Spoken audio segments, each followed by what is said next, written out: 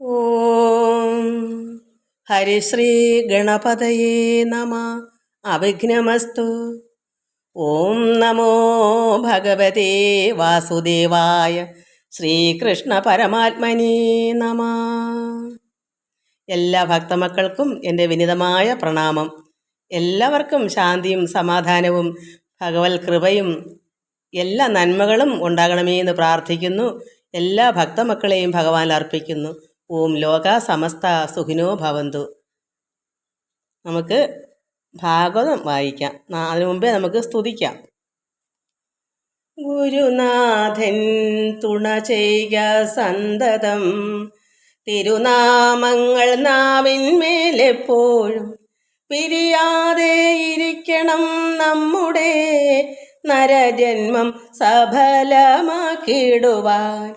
കൃഷ്ണ കൃഷ്ണ മുകുന്ദ ജനാർദ്ദന, കൃഷ്ണ ഗോവിന്ദ നാരായണ ഹരി, അച്യുതാനന്ദ ഗോവിന്ദ മാധവ, സച്ചിദാനന്ദ നാരായണ ഹരി.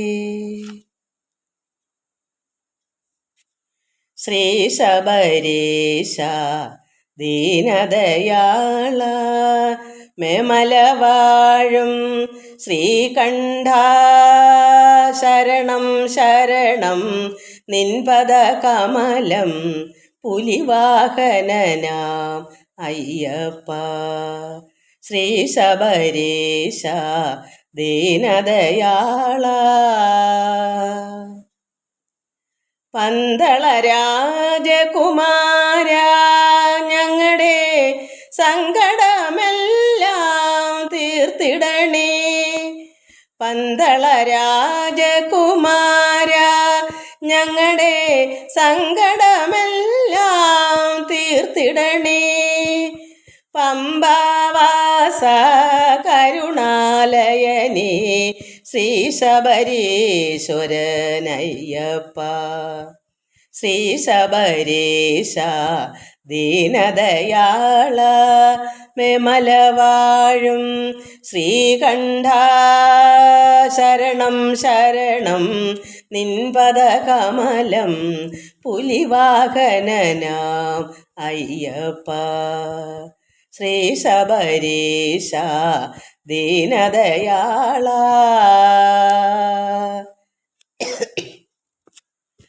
കാടും മേടും കാട്ടാറുകളും കാനന വീഥികളും നീയേ. കാടും മേടും കാട്ടാറുകളും കാനന വീഥികളും നീയേ. അഖിലം നീയേ ഭക്തജനപ്രിയ, ശ്രീ ശബരീശ്വരനയ്യപ്പ. ശ്രീ ശബരീശ ദീനദയാള.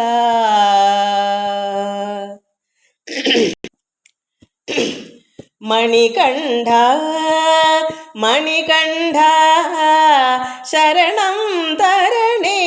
മണികണ്ഠ മണികണ്ഠ മണികണ്ഠ ശരണം തരണേ. മണികണ്ഠ പുലിവാഹനനേ, മഹിഷീമർദ്ദന, ശ്രീ ശബരീശ്വരനയ്യപ്പ. ശ്രീ ശബരീശ ദീനദയാള, മേമലവാഴും ശ്രീകണ്ഠ, ശരണം ശരണം നിൻപദ കമലം, പുലിവാഹനനാം അയ്യപ്പ. ശ്രീ ശബരീശ ദീനദയാള.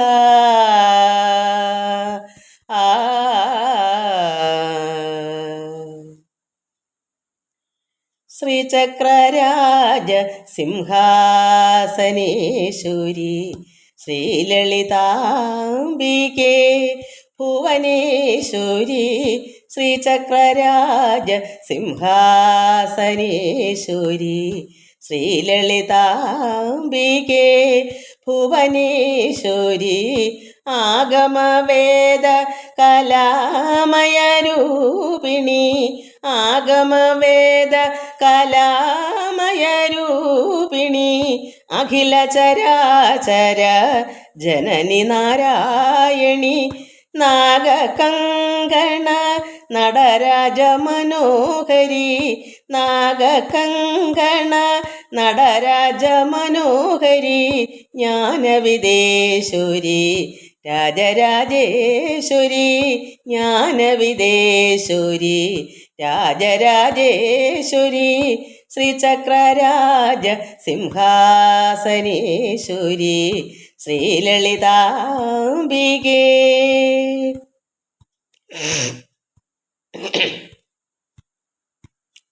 പലവിധമായി ഉന്നൈ ആടവും പാടവും പലവിധമായി ഉന്നൈ ആടവും പാടവും പാടിക്കൊണ്ടാടുവൻപാർ പദമലർ സൂടവും ഉലകം മുഴുവന തകമുറ കാണവും ഒരു നിലൈ തരുവായ് കാഞ്ചി കാമേശ്വരി ഒരു നിലൈ തരുവായ് കാഞ്ചി കാമേശ്വരി ശ്രീചക്രരാജ സിംഹാസനേശ്വരി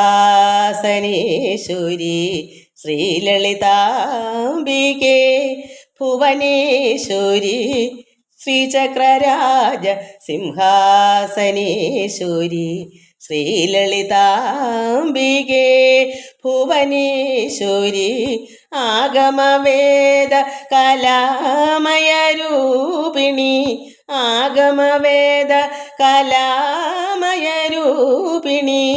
അഖില ചരാചര ജനനി നാരായണി നാഗകങ്കണ നടരാജ മനോഹരി നാഗകങ്കണ നടരാജ മനോഹരി ജ്ഞാനവിദേശുരി രാജരാജേശ്വരി ജ്ഞാനവിദേശുരി രാജരാജേശ്വരി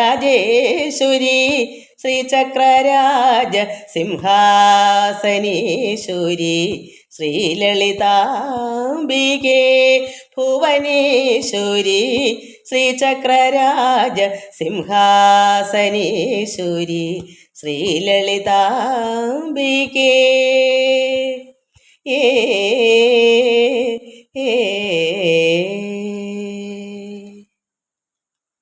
നമ്മൾ കഴിഞ്ഞ ദിവസം വായിച്ചത് അഘ അസുരവധമാണ്.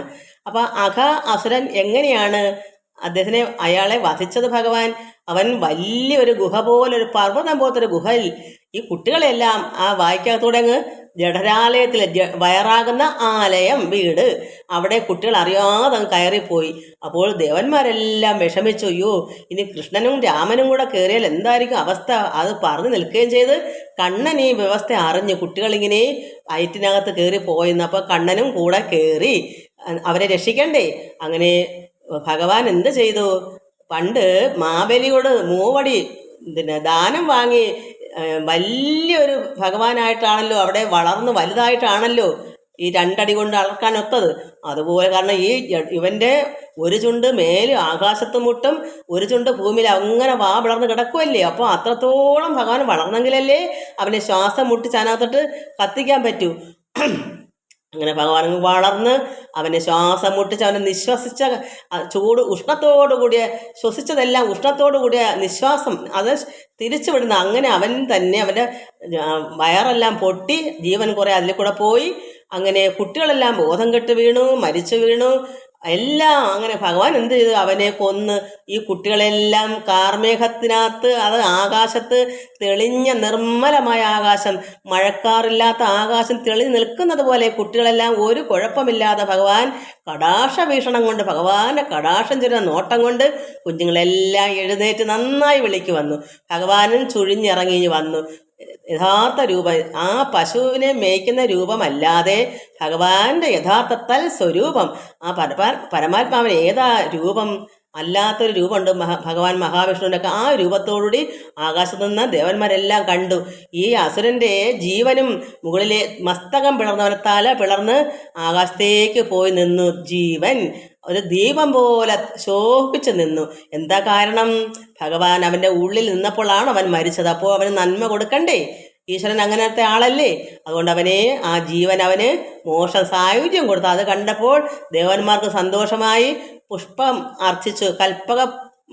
കൽപ്പക വൃക്ഷത്തിൻ്റെ സൂനം പുഷ്പങ്ങളെല്ലാം വാരിക്കോരി ഭഗവാന്റെ ശിരസിൽ അർച്ചിച്ചു. നമ്മളങ്ങനെ അവിടം വരെ നമ്മൾ വായിച്ചത്. അങ്ങനെ അർച്ചിച്ചപ്പോൾ എന്ത് വന്നു? ആ ദേവന്മാരെല്ലാം അതിനനുസരിച്ച് നൃത്തങ്ങളും വാദ്യങ്ങളും ഒക്കെ അത് നമുക്ക് വായിക്കാം. നമ്മളെവിടം വരെ വായിച്ച് സുപ്രമോദന ചൊരിഞ്ഞിടിനാർ മഴ പോലെ. അങ്ങനെ ഭഗവാന്റെ ശിരസിലേക്ക് സുപ്രമോദന സന്തോഷത്തോടുകൂടി ഭഗവാന്റെ ശിരസിലേക്ക് പുഷ്പങ്ങളെല്ലാം മഴ പോലെ അർച്ചിച്ചു ദേവന്മാർ. എന്താ കാരണം? ഭഗവാൻ എന്ത് സന്തോഷത്തിലാണ് ഈ കുട്ടികളെല്ലാം നന്നായി രക്ഷിച്ച് തെളിഞ്ഞ മേഘം പോലെ, അത് ആകാശം പോലെ, മേഘമല്ല ആകാശം, മേഘം കാർമേഘമാണല്ലോ, മേഘം മാറുമ്പോൾ എങ്ങനെ ആകാശം തെളിയുന്നേ അതുപോലെയാണ് കുട്ടികൾ ഒരു അസുഖമോ ഒരു വാട്ടമോ ക്ഷീണമോ ഇല്ലാതെ വെളിയിൽ വന്നു ഭൂമിയിലേക്ക് അവനിയിൽ. അപ്പോൾ ഇത് കണ്ടപ്പോൾ ഭഗവാനും തൽസ്വരൂപ യഥാർത്ഥ രൂപം കണ്ടു. അപ്പോഴവർ ആനന്ദമായി പുഷ്പങ്ങൾ വാരി അർച്ചിച്ചു പരമാത്മാവിൻ്റെ കൃഷ്ണൻ്റെ ശിരസിലേക്ക്. വാരിക്കോരി സുപ്രമോദന ചൊരിഞ്ഞിടിനാർ മഴ പോലെ. ഓം നമോ ഭഗവതേ വാസുദേവായ ശ്രീകൃഷ്ണ പരമാത്മനേ നമഃ.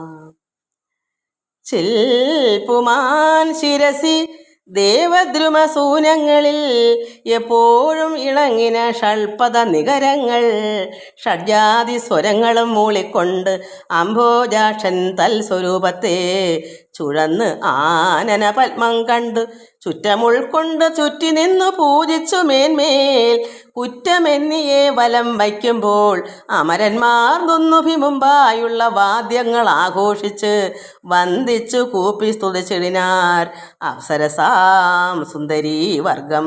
നൃത്തമേള ഭേദങ്ങൾ കൊണ്ടും നന്ദനന്ദനൻ തന്നെ സേവിച്ചാരാനന്ദത്താൽ. അങ്ങനെ ആ പുഷ്പം ശിരസിൽ വന്നപ്പോൾ എന്ത് വന്നു? അവിടെ എപ്പോഴും പുഷ്പത്തിൽ ഇണങ്ങുന്നതാരാ? വണ്ടുകളാണ്. എപ്പോഴും ഇണങ്ങിന ഷൾപദ നികരങ്ങൾ. ആ പുഷ്പം മൊത്തം തേനുണ്ട് കുടിക്കാമെന്ന് പറഞ്ഞ് വണ്ടുകളെല്ലാം വന്ന് നിരന്നു. അങ്ങനെ ഷഡ്ജാതി സ്വരം, നല്ല ഷഡ്ജത്തിൽ, സപ്തസ്വരത്തിൻ്റെ ഷഡ്ജം എന്ന് പറയും, ഒരു ശ്രുതിക്ക് അങ്ങനെ മൂളിപ്പാട്ടും പാടിക്കൊണ്ട് ഭഗവാന്റെ രൂപത്തിൻ്റെ സ്വരൂപത്തെ ചുഴന്ന് ചുറ്റിനും കറങ്ങി ഭഗവാന്റെ ആനനം പത്മ താമര പോലത്തെ ആനനം മുഖം കണ്ട് ചുറ്റും ഉൾക്കൊണ്ട് ചുറ്റും നിന്ന് പൂജിച്ചു മേന്മേലി വണ്ടുകൾ. ഭഗവാന്റെ മുഖത്തിൻ്റെ ചുറ്റിനും ഈ വണ്ടുകൾ മൂളിപ്പാട്ടും പാടിക്കൊണ്ട് പ്രദക്ഷിണം വെച്ചു. പുഷ്പങ്ങളിങ്ങനെ ദേവന്മാർ അർച്ചിക്കുമ്പോൾ വണ്ടുകൾ എപ്പോഴും പുഷ്പത്തിനോട് ഇണങ്ങി നിൽക്കുന്നത് ആരാണ്? വണ്ടുകളാണ്, തേൻ കുടിക്കാൻ. അപ്പം ഇവിടെ എന്ത് കണ്ടു? പരമാത്മാവായ ഭഗവാന്റെ ചുറ്റിനും ആനനം മുഖപത്മം കണ്ടിട്ട് ഇവരെല്ലാം ഈ ചുറ്റും നിന്ന് പൂജിച്ചു. അത്രമാത്രം ഭഗവാനെ വണ്ടുകൾ പൂജിച്ചു. മേന്മേൽ കുറ്റമെന്നിയെ വലം വയ്ക്കുമ്പോൾ നന്നായി അവർ ഒരു കുറ്റവും കൂടാതെ ഭഗവാന്റെ ചുറ്റിനും ഇങ്ങനെ വലം വച്ച് നിൽക്കുമ്പോൾ അമരന്മാർ, ദേവന്മാർ ദുന്ദുഭി മുമ്പായുള്ള വാദ്യങ്ങൾ ആഘോഷിച്ചു. കാരണം അത്ര സന്തോഷമായി ഈ അസുരന് സായുജ്യം കൊടുക്കുകയും അവനെ വധിച്ചല്ലോ. അപ്പോൾ ദേവന്മാർക്ക് ആനന്ദമുണ്ട്. അവൻ എത്രയും പെട്ടെന്ന് മരിക്കണമേ, അവർ ഭയന്നിരിക്കുക, അവർ അമരന്മാരാണെന്നുള്ളതല്ല അവർക്ക് മറന്നു പോണു. ഈ ദുഷ്ടന്മാരെ കാരണം അവർ നിത്യജീവനുള്ളവരാണെന്നൊക്കെ മറന്നു പോകുന്നു. അപ്പോൾ അവരിങ്ങനെ പ്രാർത്ഥിച്ചായിരുന്നു. അപ്പോൾ അവർക്ക് സന്തോഷം വർദ്ധിച്ചാണ്. അവരാനന്ദിച്ച് വാദ്യങ്ങളും ദുന്ദുഭികളും എല്ലാം ഘോഷിച്ച് വന്ദിച്ച് കൂപ്പി സ്തുതിച്ചിടിനാർ അപ്സരസാം സുന്ദരീ വർഗം. ദേവനാരികളെല്ലാം നൃത്തമേള ഭേദങ്ങൾ കൊണ്ടും നന്ദനന്ദനം തന്നെ സേവിച്ചാർ ആനന്ദത്താൽ. എല്ലാവരും ആനന്ദം കൊണ്ട് അവരെ നൃത്തം ചെയ്തും പുഷ്പാർച്ചിച്ചും വാദ്യഘോഷങ്ങൾ എല്ലാം കൊണ്ട് നല്ല ഒന്നാന്തരം ഒരു ആഘോഷം. ഭഗവാന്റെ ചുറ്റിനും ആനന പത്മം മുഖപത്മത്തിൽ ചുറ്റിനും വലയം വെച്ച് തൊഴുന്ന ആരാ? വണ്ടുകൾ. ഷഡ്ജസ്വരങ്ങൾ പാടിക്കൊണ്ട് മൂളിപ്പാട്ടും പാടിക്കൊണ്ട് ഗന്ധർവസംഘം സംഗീതങ്ങൾ കൊണ്ട് അതു നേരം അന്ധകാനൊയ ബാലൻ തന്നെ ഔവണ്ണം തന്നെ കണ്ടകം തെളിഞ്ഞ് ആനന്ദ നിമഗ്നരായി കുണ്ടത ഒഴിഞ്ഞു സേവിച്ചാർ മറ്റെല്ലാവരും. ഭക്തിയാം അബ്ധോ നിജമ നിമജ്യോദ്ധായ തരം തരം. അങ്ങനെ അവരെ കണ്ടിതെല്ലാം അന്ധകാരനായ ബാലൻ തന്നെ, അതായത് യദുവംശത്തിലെ കുഞ്ഞാണല്ലോ കണ്ണൻ. അതുകൊണ്ട് അന്ധകാരനായ ബാലൻ തന്നെ ഔവണ്ണം തന്നെ കണ്ട് കണ്ട് അകം തെളിഞ്ഞ് ആനന്ദ നിമഗ്നരായ ദേവന്മാര് അങ്ങനെ കുണ്ഠതയെല്ലാം ഒഴിഞ്ഞ് സേവിച്ചാർ. മറ്റെല്ലാവരും കണ്ടു നിന്നവരും എല്ലാവരും ഭഗവാനെ സേവിച്ചു. എങ്ങനെയാ സേവിക്കുന്നേ? ഭക്തിയാ അബ്ധോ, സമുദ്രം പോലെ ഭക്തി, അത്രമാത്രം ആനന്ദമായിരിക്കുന്ന ഭക്തി കൊണ്ട് നിമജ്യോദ്ധായ മുങ്ങിപ്പൊങ്ങി. അപ്പോൾ ഒരു സമുദ്രത്തിൽ മുങ്ങിപ്പൊങ്ങുന്നത് പോലെ ആനന്ദമായിരിക്കുന്ന ഭക്തിയിൽ അവർ ആനന്ദത്തിൽ തന്നെ മുങ്ങിപ്പൊങ്ങുന്നു. നമ്മളിവിടെ കർത്താവിൻ്റെ ബൈബിൾ വായിക്കുമ്പോൾ അതിലുണ്ട് ഭഗവാൻ, അതായത് പരമാത്മാവിലേക്ക് പിതാവിങ്കിലേക്കുള്ള വഴി, ഞാൻ തന്നെ വഴിയും ജീവനും. ജീവൻ എന്ന് പറഞ്ഞാൽ അമരന്മാരാവുക, വഴി എന്ന് പറഞ്ഞാൽ ഇതാണ് വഴി, ആനന്ദം കൊണ്ട് നിറയുക. ഇത് നമ്മുടെ ഭാഗവതത്തിൽ ഉടനീളമുണ്ട്. പക്ഷേ ഇത് നമുക്ക് വായിച്ച് മനസ്സിലാക്കാൻ അറിയാത്തവരെന്ത് ചെയ്യുന്നത്? നമ്മുടെ ഹിന്ദുക്കൾക്കൊന്നും ഇതൊന്നും ഇല്ല എന്നും പറഞ്ഞാണ് മതം മാറി ഓരോരുത്തരും ഓടിച്ചാടി പോകുന്നത്. ഇത്രയും നല്ല രീതിയിൽ മനസ്സിലാക്കാമെങ്കിൽ ഇത്രയും അത്രമാത്രം ആനന്ദ നിർവൃതി അടയുന്നതാണ് നമുക്ക് ഭാഗവതം. അത് നമ്മൾ മനസ്സിലാക്കുകയോ വായിക്കുന്നത് ഉൾക്കൊള്ളുകയോ ചെയ്യാതെ ഭക്തി അങ്ങനെ വന്നാൽ ആനന്ദമുണ്ടാകും. അത് ചെയ്യാതെ എന്താ പറയുക, വേറെ മതത്തിലാണ് ഇതൊക്കെ ഉള്ളത്, ഇതിനേക്കാൾ നമ്മളെക്കാൾ ഉപരി വേറൊന്നില്ല എന്നുള്ള ചില പോച്ച കണ്ട് അക്കരെ നിൽക്കുമ്പോൾ തോന്നും പോച്ച അവിടെ കൂടുതലുണ്ടെന്ന്. ഇതാണെന്ന് ജനങ്ങൾക്ക് പറ്റിയ മണ്ടത്തരങ്ങൾ. അവരവരുടെ എല്ലാ മതത്തിലും ഉള്ളതിനേക്കാൾ കൂടുതലാണ് ഭാഗവതം. അപ്പോൾ ഇതിനകത്ത് ഒരു മനുഷ്യൻ എങ്ങനെ ആയിത്തീരണമെന്നും പരമാത്മാവിൽ ലയിക്കുന്നത് എങ്ങനെയാണെന്നും ആനന്ദ പരബ്രഹ്മത്തെ ലയിക്കുക, ബ്രഹ്മാനന്ദ അനുഭൂതി അനുഭവിക്കുന്നതൊക്കെ ഇതിൽ വ്യക്തമാവണ്ണം ഇതിൽ പറയുന്നുണ്ട്. ഇതൊന്നും നമ്മൾ മനസ്സിലാക്കുന്നില്ല. എന്താ കാരണം? വായന ഒരു വീട്ടിലും ഭാഗവതം ഇല്ല. ഉണ്ടെങ്കിൽ പോലും അത് ചിലന്തി വലയും പൊടിയും കയറി എവിടെയെങ്കിലും മൂലയിലോ മുടുക്കിലോ ഇട്ടേക്കും. ഭാഗവതം പരമാത്മാവാണ്, ഭഗവാൻ സാക്ഷാൽ നാരായണനാണെന്ന് കെട്ടിപ്പിടിച്ച് അത്രമാത്രം മുത്തം കൊടുത്ത് വയ്ക്കണം നമ്മുടെ ഭാഗവതം. അത് അപ്പോഴാണ് നമുക്ക് അറിഞ്ഞുകൂടെങ്കിലും ഒരു വരി വായിക്കുമ്പോൾ ഭഗവാൻ നമ്മളിൽ കൂടെ പ്രവർത്തിക്കും, നമുക്ക് ഭക്തി ഉണ്ടെങ്കിൽ. അതുകൊണ്ട് ഇതിൽ പരം വേറൊരു പുസ്തകവും ഒരു ഗ്രന്ഥവും ഇല്ല. ഇതിനെ തർക്കിക്കാനോ എടുക്കാനോ അല്ല ഞാനീ പറയുന്നത്. നമ്മൾ ഇതും ബൈബിളൂടെ വായിക്കുമ്പോൾ നമുക്ക് മനസ്സിലാവും എല്ലാത്തിനേക്കാളും മെച്ചം ഭാഗവതം തന്നെയാണ്. പക്ഷേ അവിടെ കർത്താവായ യേശു തമ്പുരാനും എല്ലാ ജനങ്ങൾക്കും വേണ്ടി നന്നാവാൻ വേണ്ടി, അതായത് ഒരു നീതിമാനെ അല്ല, അറിവില്ലാത്തവനെ നന്നാക്കി എടുക്കുന്ന വേദനയുണ്ട് കർത്താവിന്. അതുകൊണ്ട് ഇതെല്ലാം മനസ്സിലാക്കണം നമ്മൾ ഓരോ മതത്തെ പറ്റി. അപ്പോൾ നമുക്ക് ആരെയും കുറ്റം വിധിക്കാതെ നമുക്ക് നേരായ മാർഗത്തിലേക്ക് പോകുമ്പോൾ നമുക്ക് ആനന്ദം ഉണ്ടാകാൻ വേണ്ടി പറയുന്നതാണ്. നമ്മൾ കുറ്റം വിധിക്കാരായാൽ, മറ്റുള്ളവരെ ദുഷിച്ചാൽ, മറ്റുള്ളവരെ കുറ്റം വിധിച്ചാൽ നമുക്കൊരിക്കലും പരമാത്മാവിൽ എത്തപ്പെടാൻ പറ്റത്തില്ല. അതുകൊണ്ടാണ് ഞാനിത് ഇതിൻ്റെ രണ്ടിൻ്റെ അവസ്ഥകൾ കാണിച്ചു തരുന്നത്. എല്ലാത്തിലും ഈശ്വരൻ നന്മ തന്നെയാണ്, എല്ലാ പ്രവാചകന്മാരും നന്മ തന്നെയാണ് ഇവിടെ പ്രവർത്തിക്കുന്നത്. പക്ഷേ ഇത്രയും ഭഗവാൻ പരമാത്മാവ് തന്നെയാണ് ഭഗവാൻ കൃഷ്ണൻ. അതിൻ്റെ ആണ് ഇത്രയും നല്ല വെളിച്ചത്തോടു കൂടി ഈ ഭാഗവതം അറിയുമ്പോഴാണ് ഇതിൻ്റെ രുചി നമ്മൾ അറിയുന്നത്. ഇവിടെ എന്താ പറയുന്നത്? അന്ധകാരനെ ബാലൻ തന്നെ ഔവണ്ണം തന്നെ കണ്ട് കണ്ട് അകന്തെളിഞ്ഞ് ആനന്ദ നിമഗ്നരായി കുണ്ഠത ഒടിഞ്ഞ് സേവിച്ചാർ മറ്റെല്ലാവരും. സർവ്വ വിഷമങ്ങൾ മാറ്റിയെന്നാണ് ഇത് പറയുന്നത്. പിന്നെ എന്തിനാ ഓടുന്നത്? നമ്മൾ അറിയാഞ്ഞിട്ടല്ലയോ? ഭഗവാനെ അറിയണം. ബൈബിളിനകത്ത് എന്ത് പറയുന്നു അതിനേക്കാൾ എത്രയോ കാര്യമായിട്ട് ഇതിൽ പറയുന്നു. ഇത് നമ്മൾ അറിഞ്ഞെങ്കിലല്ലേ നമുക്കും ഭക്തി വരണം. ഇവിടെ എന്താ മറ്റെല്ലാവരും അങ്ങനെ ആയത്? കുണ്ഠതയെല്ലാം ഒഴിഞ്ഞ് സർവ്വ വിഷമവും പോയി, ഭഗവാനെ സേവിച്ചവർക്കെല്ലാം ആനന്ദമുണ്ടായി, വിഷമങ്ങളെല്ലാം തീർന്ന് കുണ്ഠത ഒഴിഞ്ഞ് സേവിച്ചാർ മറ്റെല്ലാവരും. എങ്ങനെയാ അവർ സേവിച്ചത്? ഭക്തിയാം അബ്ധോ, സമുദ്രം പോലത്തെ ഭക്തിയിൽ നിമജ്യോദ്ധായ മുങ്ങിപ്പൊങ്ങിയെന്നാണ്. ഒരു സമുദ്രത്തിൽ നമ്മൾ മുങ്ങിയിട്ട് പൊങ്ങുന്നത് പോലെ പരമാത്മാവായ ഭഗവാനിൽ ഭക്തി കൊണ്ട് നമ്മൾ മുങ്ങിപ്പൊങ്ങണം. അങ്ങനെ തരം തരം ഭക്തവത്സലൻ തന്നെ സേവിച്ചാരോരോ വിധം. അങ്ങനെ ഭഗവാനെ ഓരോ വാക്കുകളും പറഞ്ഞും പ്രാർത്ഥിച്ചും സ്തുതിച്ചും അത്രമാത്രം ആനന്ദിച്ചും ചിലർ സന്തോഷം കൊണ്ട് കരയും. ഇന്ന് ഞാൻ കണ്ടു യൂട്യൂബിൽ കൂടെ ഒരു നമ്മുടെ നാട്ടിലുള്ളതല്ല, ഒരു ഭക്തനല്ല, ഒരു ഗുരുവാണ്. ആ ഗുരു അമ്മമാർ വന്ന് ഗുരുവിനെ കെട്ടിപ്പിടിച്ച് നിലവിളിക്കുക സന്തോഷം കൊണ്ട് ഗുരുവിനെ കണ്ടപ്പോൾ. എന്താ കാരണം? ഭക്തി, അത്രമാത്രം ഭക്തിയാണ്. അപ്പോൾ ഇവിടെ ഭക്തവത്സലൻ തന്നെ സേവിച്ചാൽ ഓരോ വിധത്തിൽ ഹസ്താഞ്ജലിത്തിൽ ബഹുഭക്തി ഭാവന രസജപ്തിഭിരഖിലരും നിൽക്കുമ്പോൾ ആംനായാന്ത ഗദ്യപദ്യങ്ങൾ കൊണ്ട് വിപ്രന്മാരവേദ്യനാം വിദ്യാവേദ്യനെ സ്തുതിച്ചിടിനാർ മേന്മേലേറ്റം.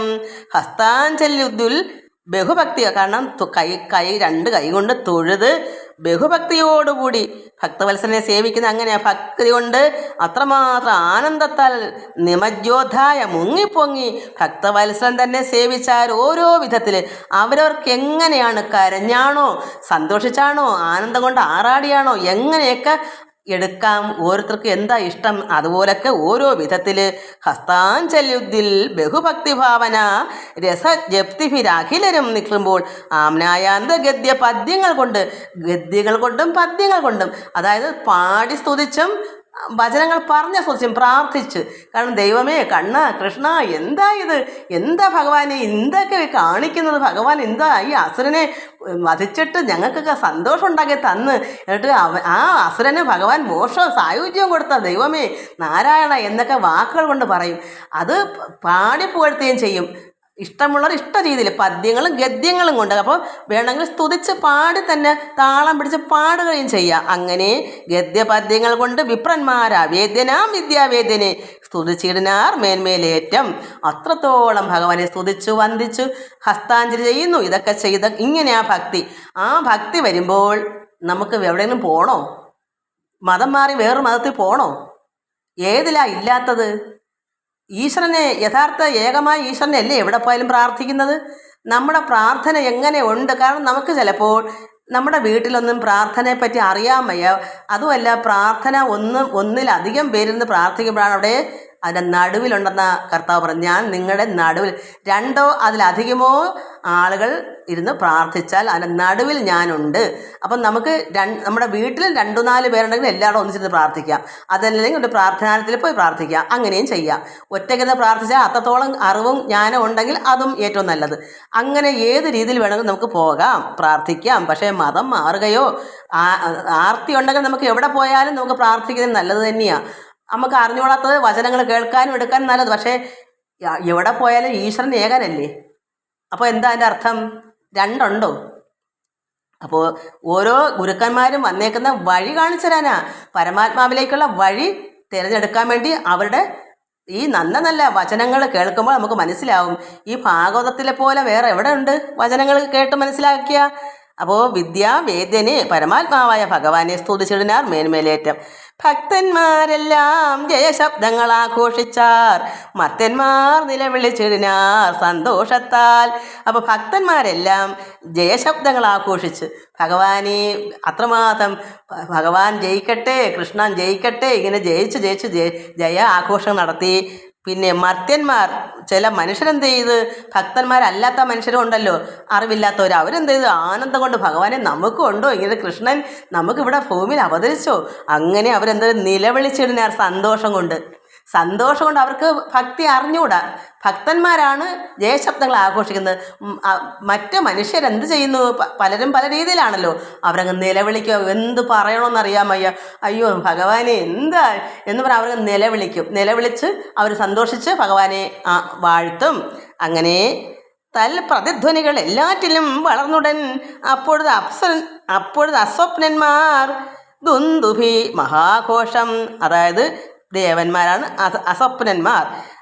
പ്രതിധ്വനികൾ എല്ലാറ്റിലും വളർന്നെന്താ നിലവിളിച്ചും ജയശബ്ദങ്ങൾ ആഘോഷിച്ചും അങ്ങനെ പ്രതിധ്വനി, അത് ആ ധ്വനികളിങ്ങനെ പ്രതിധ്വനികൾ തുടങ്ങിയപ്പോൾ ദേവന്മാരിത് കണ്ടിട്ട് എന്ത് വെച്ചു? ദുന്ദുഭി മഹാഘോഷം സത്യലോകത്തിങ്കൽ അത്യുത്തമ സഭാന്തരേ നിത്യവും വേദാഭ്യാസം ചെയ്തിരുന്ന അരുളിയിടം. അങ്ങനെ ഇതെല്ലാം ദുന്ദുഭി മഹാഘോഷമെല്ലാം ഉയർന്ന്, കാരണം അത്രമാത്രമുള്ളൊരു അസുരനെ അല്ലയോ വധിച്ചേക്കുന്ന ഭഗവാൻ.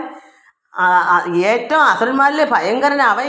എവിടെ പോയാലും അത്ര മിടുക്കനായതുകൊണ്ടാണ് അവനെ പറഞ്ഞു വിടുന്നത്. അങ്ങനെ മിടുക്കന്മാരെയാ ഈ കംസൻ പറഞ്ഞു വിടുന്നത്. അത് ഓരോ അസുരന്മാർ വരുമ്പോഴും ദേവന്മാർക്ക് ഭയമാണ്, എന്താ വരാൻ പോകുന്ന അറിയാൻ വയ്യാത്തതുകൊണ്ട് ഇവിടെ ഇങ്ങനെ അവനെ വധിച്ചപ്പോൾ ഇവരെല്ലാം സന്തോഷിച്ച് ഭഗവാനെ ആരാധിക്കുന്നു. മർത്യന്മാരെല്ലാം ഭഗവാനെ നിലവിളിച്ച് സന്തോഷിക്കുന്നു. ഭക്തന്മാരാണെങ്കിലോ വാഴ്ത്തി സ്തുതിക്കുന്നു. നിലവിളിക്കുന്നു, ജയശബ്ദങ്ങൾ ആഘോഷിക്കുന്നു. ഇങ്ങനെയെല്ലാം ആയപ്പോൾ എവിടെ എത്തി? ഇത് സത്യലോകം വരെ എത്തി. സത്യലോകത്തെങ്കിൽ അത്യുത്തമ സഭാന്തരേ നിത്യവും വേദാഭ്യാസം ചെയ്തിരുന്ന ആരാ? ബ്രഹ്മാവ്. സത്യലോകത്തിലിരുന്ന് വേദാഭ്യാസം എപ്പോഴും വേദങ്ങളൊക്കെ നോക്കിയും കണ്ടും പഠിച്ചിരിക്കുവാണ് ഈ ബ്രഹ്മാവ്. ആ ബ്രഹ്മാവ് ഭദ്രപീഠസ്ഥൻ പരമേഷ്ടി കേട്ടുടനുടൻ ഭദ്രചേതസ പിരിയാതെ ശിഷ്യർകളോടും ഭദ്രയാം ജഗത്രയ വിദ്യാരൂപിണി രുദ്രാംശസ്വരൂപിണി ശക്തി തന്നോടും കൂടി സത്വരം രാജഹംസമുഖ്യ വാഹനോ ഉപരി സ്ഥിത്വാ തൽക്ഷണം എഴുന്നള്ളിനാൻ അത്യന്തികം. ഇതെല്ലാം മനസ്സിലായി. ഇങ്ങനെ ഭൂമിയിലൊക്കെ ഇങ്ങനെയുള്ള കാര്യങ്ങളെല്ലാം മനസ്സിലായി ബ്രഹ്മാവിന്. ബ്രഹ്മാവ് ഭദ്രപീഠസ്ഥൻ അങ്ങോട്ട് പരമേഷ്ടി കേട്ടുടനുടൻ, അതായത് പരമേഷ്ടി ബ്രഹ്മാവാണ്.